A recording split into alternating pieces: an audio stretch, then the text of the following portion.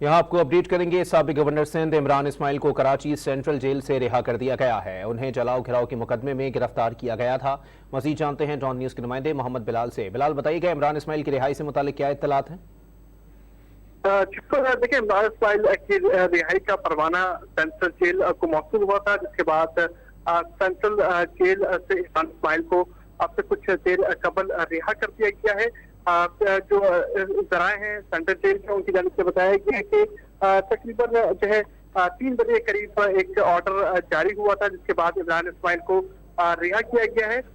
जैसे कि इस टीपू सुल्तान थाने की हदूद में जो 10 मई को एक मुकदमा दर्ज हुआ था इंसदाद दहशतगर्दी का, उस पर इमरान इस्माइल को गिरफ्तार किया गया था। लेकिन जो चालान पेश किया गया उसमें ये बताया गया इन्वेस्टिगेशन ऑफिसर की जानिब से कि इमरान इस्माइल के मुलव्विस होने के कोई शवाहिद नहीं मिले हैं, जिसके बाद इमरान इस्माइल को रिहा कर दिया गया है।